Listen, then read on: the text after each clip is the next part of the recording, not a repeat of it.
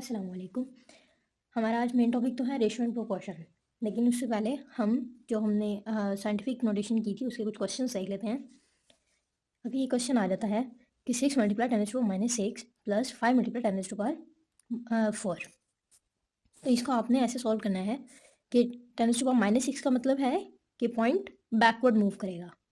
Point मैंने कहा था अगर आपके पास 64 या 6 लिखा हुआ है तो आपने समझना है कि जो भी वैल्यू लिखी है उसके एंड में पॉइंट है, ठीक है। तो आपने उसको बैकवर्ड मूव करना है, ऐसे ही था क्योंकि पावर क्या है, नेगेटिव। तो आप अगर इसको बैकवर्ड मूव करो तो क्या आएगा, -6 है तो 6 वैल्यूज, एक तो 6 खुद है, एक ही वैल्यू खुद है और पॉइंट है यहाँ पे, इसको हम पीछे मूव करें, पहली वैल्यू, उसके बाद दूसरी, तीसरी, चौथी, पाँचवीं, फिर छठी और फिर पॉइंट, ऐसे ही है। 6 था ना तो 6 वैल्यूज लेनी थी। अब 5 0 हो गए क्योंकि यहाँ पर हमारे पास सिर्फ 6 दिया हुआ है तो 6 आ गया, और ये अब 6 वैल्यूज तो हमने पूरी करनी है ना, तो हमारे पास एक वैल्यू दी है सिर्फ 6, तो हम 5 जीरोस पुट करेंगे और उसके पीछे पॉइंट लगा देंगे, ठीक है। तो ये हो गया इस तरह, मतलब आप साइंटिफिक नोटेशन को डेसिमल फॉर्म में लिख दोगे और यहाँ पर भी आप इसको कन्वर्ट करोगे। अब ये पॉजिटिव है तो पॉइंट फॉरवर्ड मूव करेगा, ठीक है। पॉइंट पहले ही 5 के आगे है, आपने इसको और आगे लेके जाना है। अब आगे लेकर जाना है, 4 वैल्यूज आगे लेकर जाना है तो 0 0 लगता रहेगा, ऐसे ही है।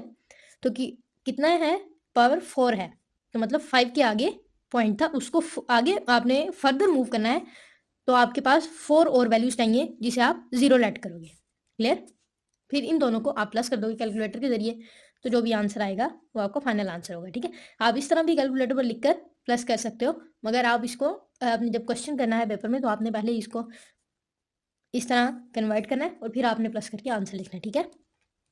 अब देखो, अगर फॉर एग्जाम्पल इसका आंसर आ जाता है 50,000 प्लस 0.00, तो इसका कुछ यूँ आएगा कि 50,000 पॉइंट 0.0006, क्लियर।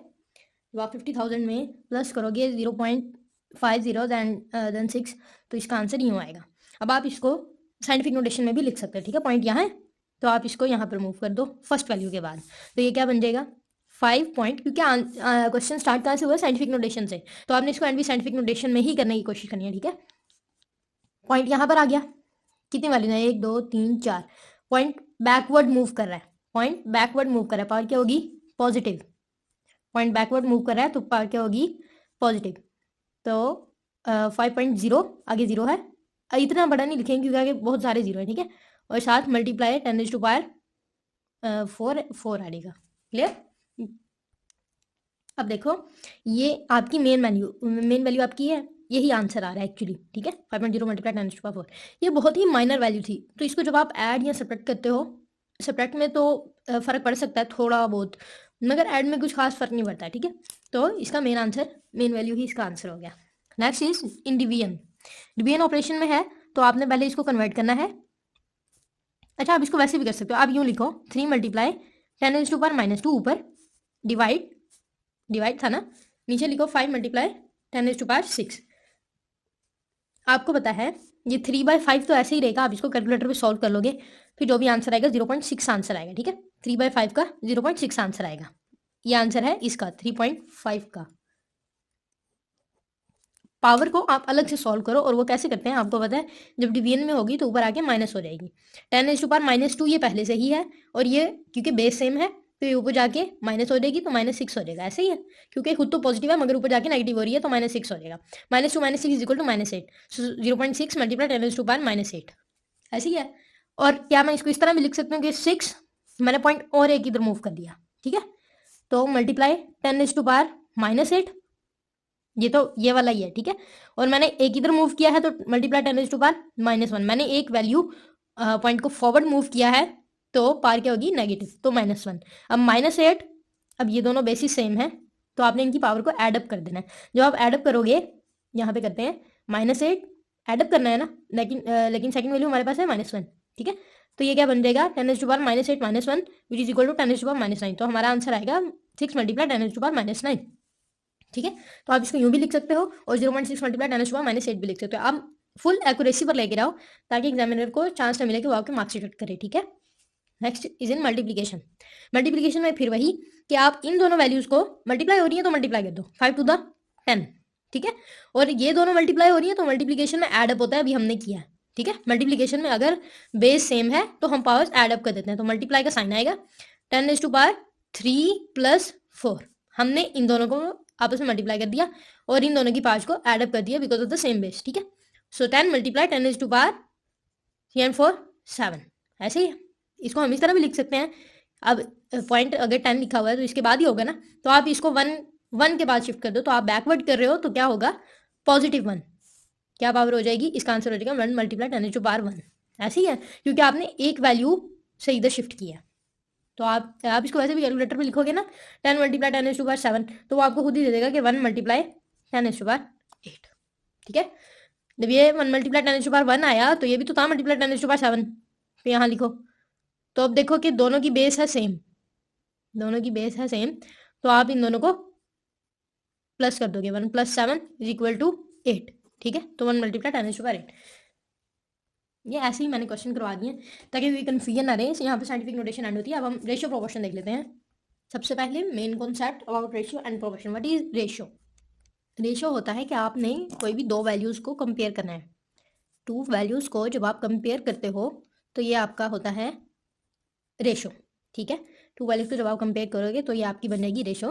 लेकिन अगर आप टू रेशोज़ को कंपेयर कर दो, टू रेशोज़ को अगर आप कंपेयर नहीं, यूँ कह लो कि इक्वल कर दो, टू रेशोज़ को अगर आप इक्वल कर दो तो ये हो जाएगा आपका प्रोपोर्शन। हम देखेंगे फर्दर कि ये कैसे होता है, ठीक है। अब रेशो के क्वेश्चन इस तरह भी आ जाते हैं। फॉर एग्जांपल ये एक एग्जांपल दी हुई है कि आपके पास स्टेटमेंट आई है कि आपके पास रेड बैग्स हैं 3, ब्लू बैग्स हैं 4, ग्रीन बैग्स हैं 5 और टोटल नंबर ऑफ बैग्स हो गए 12, ठीक है। आपने रेशो बतानी है। अच्छा पहले तो हम रेशो का सिंबल देख लेते हैं। रेशो का सिंबल होता है ये, जिसे हम कहते हैं कॉलन, ठीक है। This is colon. और अगर प्रोपोर्शन की बात करें तो 2 कॉलन लगा दो तो ये प्रोपोर्शन बन जाता है। यहाँ प्रोपोर्शन का दूसरा सिंबल होता है इक्वल, ठीक है। दूसरा सिंबल होता है इक्वल, मतलब आप प्रोपोर्शन को इक्वल भी कह सकते हो, ठीक है।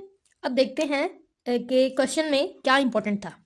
अगर आपके पास आ जाता है ये क्वेश्चन और आपसे कहा गया है, अच्छा रेशियो की 2 टाइप्स होती हैं। रेशियो की 2 टाइप्स होती हैं, पहले आप ये देख लो, part two part, total two part और पार्ट टू टोटल। इसको भी हम समझेंगे ये क्या है। ये देखो इधर भी, इसको भी ध्यान में रखो और इसे भी देखो, ये है टोटल, ठीक है। और ये उसके 3 पार्ट्स हैं। 12 को ही 3 पार्ट्स हैं, red green and blue bags, ठीक है। और टोटल नंबर ऑफ बैग्स हैं 12। तो अगर मैं कहूँ कि आपके पास आप मुझे बताओ कि रेड टू ग्रीन एक्चुअली आप यूं क्वेश्चन आएगा कि रेड टू ग्रीन के क्या रेशो बनी, तो आप पहले लिखोगे रेड का, ठीक है। टू का मतलब होता है रेशो, टू का क्या मतलब होता है रेशो, ठीक है। ये आपने याद रखना है। अगर रेड टू ग्रीन है तो आप पहले रेड लिखोगे। रेड कितने थे 3 और ग्रीन कितने हैं 5। अगर आपने पहले 5 लिख दिया और बाद में 3 लिख दिया तो आपका पूरा क्वेश्चन रॉन्ग हो जाएगा, क्योंकि फिर ये रेशो बन जाएगी ग्रीन टू रेड। इसलिए रेशो में सीक्वेंस का बहुत ख्याल रखना होता है आपने।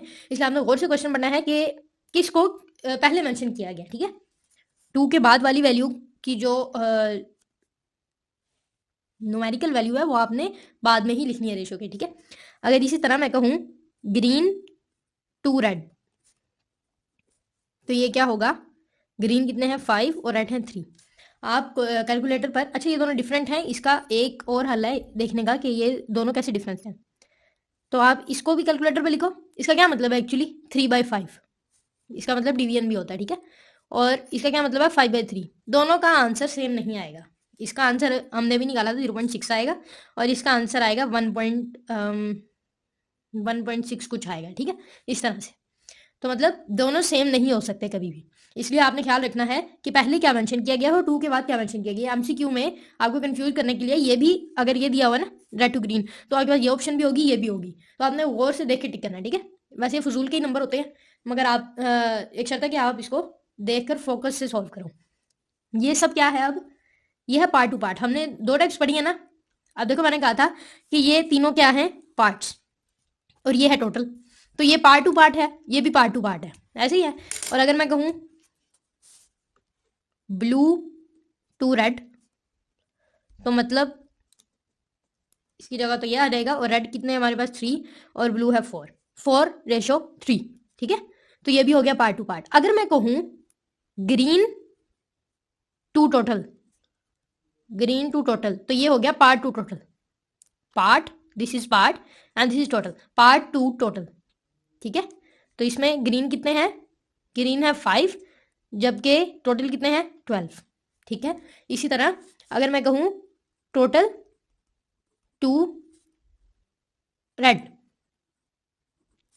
तो रेड कितने हैं 3 और टोटल कितने हैं 12, तो ये हो गया टोटल टू रेड। अब क्वेश्चन में अगर इस तरह क्वेश्चन आ गया है तो उसमें ऑप्शन ये नहीं दी हुई 12:3, क्योंकि इधर फर्दर कटिंग हो रही है, तो आप कटिंग करोगे 3 1 3, 3 4 12, तो ये क्या आया आंसर एक्चुअली 4:1। ये ऑप्शन दी होगी एमसीक्यू में, तो आपने इस पर टिक करना होगा, ठीक है। 12:3 अगर नहीं दी हुई तो 4:1 दी होगी लास्ट में, तो आपने उसे टिक करना है इस सूरत में।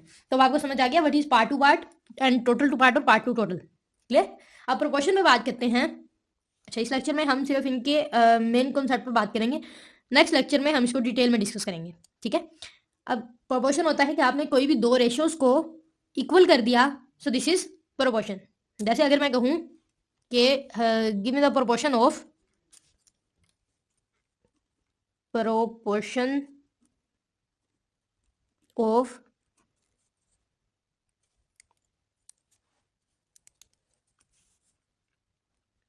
Red to green and green to blue, तो इसका क्या मतलब, आप इसको कैसे लिखोगे। एंड का मतलब हो गया यहाँ पे आएगी प्रोपोर्शन, प्रोपोर्शन को आप इस तरह भी लिख सकते हो और इक्वल का सिंबल भी डाल सकते हो, ठीक है। अब रेड टू ग्रीन क्या थी, रेड टू ग्रीन 3:5, 3:5, और green to blue, green to blue नहीं लिखी हुई तो देख लेते हैं। ग्रीन क्या है 5, टू ब्लू क्या है, ब्लू कितने हैं 4, ये बन गया, ठीक है। अब आप इसको, आपने क्या करना है, अब आपने इसको इसमें कन्वर्ट कर देना है 3/5, इसका मतलब ये है, और ये हो गया इक्वल, और ये हो गया 5/4। अब आपने करनी है क्रॉस मल्टीप्लीकेशन। देखो ये यहाँ पर एक दूसरे से कट नहीं हो सकते 5 और 5, क्योंकि यहाँ पर क्रॉस मल्टीप्लीकेशन होती है। जैसे हम कहते हैं ना ये वैल्यू यहाँ डिवाइड हो रही है, इक्वल के उस साइड पे जाके मल्टीप्लाई हो जाएगी, तो ये कट तो नहीं ना होगी, ये तो उधर जाके मल्टीप्लाई होगी। तो आप इसकी फिर क्रॉस मल्टीप्लीकेशन कर देते हो एंड में, ठीक है। तो 3 को 4 से करेंगे 12 इक्वल, 5 को 5 से करेंगे 25।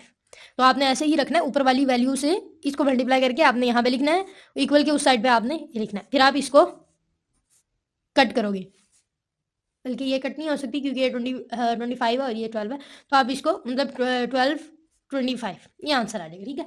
तो इस तरह भी पूछ सकते हैं और इस तरह भी। अब ये ना एक्चुअली ये किस फॉर्म में आता है, प्रोपोर्शन इस तरह आता है कि आपने, आपके पास एक वेरिएबल दिया होता है, इस पूरे प्रोपोर्शन में 4 वैल्यूज है ना, 1 2 3 4, इन चारों में से ना किसी एक जगह पर आपको रेशियो दिया, वो वेरिएबल दिया होगा, उस वेरिएबल की आपने वैल्यू निकालनी होती है, ठीक है। इसका हम क्वेश्चन देख लेते हैं। अब देखो अगर ये क्वेश्चन है, अच्छा प्रोपोर्शन में एक और वर्ड भी यूज होता है एंड और एज, मतलब अगर लिखा आ जाए red to green as green to blue, ठीक है, तो आप इसका मतलब क्या होगा प्रोपोर्शन। अच्छा ये देखो, अब ये रेट में भी आ जाता है, ये क्वेश्चन जो है ये प्रोपोर्शन में भी आ जाता है और रेट में भी आ जाता है, ये मिलती जुलती चीजें हैं, प्रोपोर्शन रेट और परसेंटेज भी कह सकते हो, ठीक है।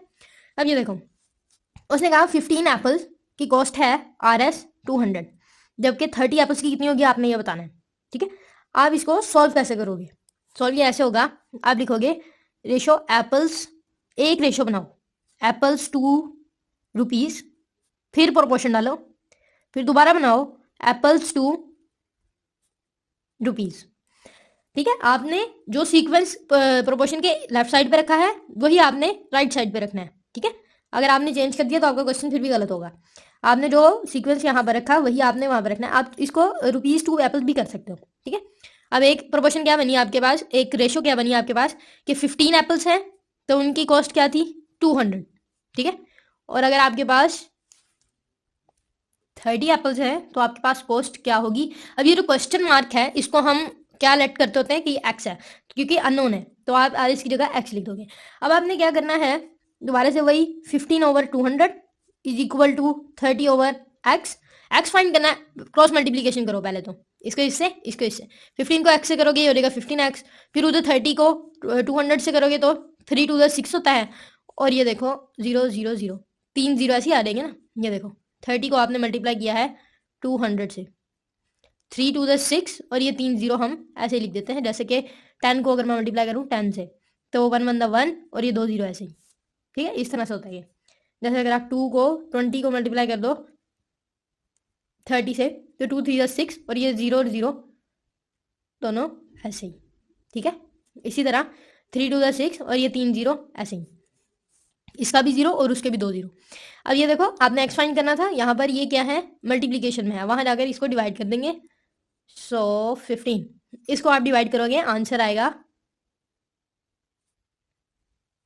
Sorry 300, sorry not 300, 400। क्या आंसर आएगा 400। 15 4 द 60 होता है और आगे ये 2 जीरो ऐसे ही। सो एक्स आपको पता चल गया कि 400 के फिर 30 एप्पल्स आएंगे। ये आपको वैसे भी जरूरी नहीं है कि आप अगर एमसीक्यू में क्वेश्चन आ गया तो उसको आप इतने बड़े तरीके से करो। आप वैसे ही सोचो 15 अगर 200 के हैं और 15 को डबल करें तो 30 होता है। इसको मैंने क्या किया है डबल किया है, तो पैसे भी तो डबल हो जाएंगे ना। तो 200 में जमा 200 400, ये आंसर है, ठीक है। और वही एंड में आया। क्लियर। सो प्रोपोर्शन सिंपली ऐसे आएगी, मगर ज़्यादातर ये ऐसे ही आता है, सिंपल नहीं आता होता, ठीक है। और अगर यूं क्वेश्चन लिखा और कहा जाए ये क्या है तो आप लिखोगे ये प्रोपोर्शन है, प्रोपोर्शन का क्वेश्चन है, ठीक है। और अगर सिर्फ रेशो दी हो तो आप रेशो लिखोगे, यहाँ पर आपने रेशो का जिक्र नहीं करना। अगर ये क्वेश्चन ये इस तरह लिखा आ गया है, एक प्रोपोर्शन लिखा आ गया और आपसे कहा गया है कि it is the question of, तो नीचे लिखा होगा फिर रेशो प्रोपोर्शन, मतलब ए वैल्यू होगी रेशो, बी होगी प्रोपोर्शन, फिर होगा सी बोथ और डी होगा नन। तो आपने टिक किस पे करना है, ये रेशो था, ये प्रोपोर्शन था, ये बोथ था, ये नन था, तो आपने टिक करना है प्रोपोर्शन पे, ठीक है। रेशो को फिर आप काउंट नहीं करते, फिर आप सिर्फ प्रोपोर्शन को करते हो, क्योंकि प्रोपोर्शन की डेफिनेशन में ही ये है कि 2 रेशोज इक्वल होंगी तो वो हो जाएगा प्रोपोर्शन। क्लियर। तो कुल मिला के आज के लेक्चर में बात ये थी, एक तो हमने साइंटिफिक नोटेशन के कुछ क्वेश्चंस देखे, उसके बाद रेशियो प्रोपोर्शन के मेन कॉन्सेप्ट को डिस्कस किया हमने, part two part, total two part और पार्ट टू टोटल, ठीक है। और आपने ख्याल किस बात का रखना है कि 2 की जगह आएगा रेशियो का सिंबल, पहले जो लिखा है उसी की वैल्यू लिखनी है आपने, और जो बाद में लिखा है उसी की वैल्यू लिखनी है। अगर आपने ऑपोजिट किया तो आपका क्वेश्चन गलत हो जाएगा। और प्रोपोर्शन में हमने देखा कि जब भी क्वेश्चन आता है एसक्यू में या वैसे भी एमसीक्यू में भी, तो लास्ट में एक एक्स दिया होगा आपको, जिसे आप डिटरमिन करोगे स्टेटमेंट से और फिर उसको प्रोपोर्शन के जरिए सॉल्व करोगे तो आपका आंसर आ जाएगा, ठीक है। प्रोपोर्शन में ज्यादातर क्वेश्चन ऐसे ही आता है कि आपके पास एक अननोन वैल्यू होती है जिसे आपने फाइंड करना होता है। तो गुड लक गाइस, आप इसे याद कर लें या फिर प्रैक्टिस कर लें। तो नेक्स्ट लेक्चर में हम इसे डिटेल से कुछ क्वेश्चन डिस्कस करेंगे, ठीक है। Good luck guys.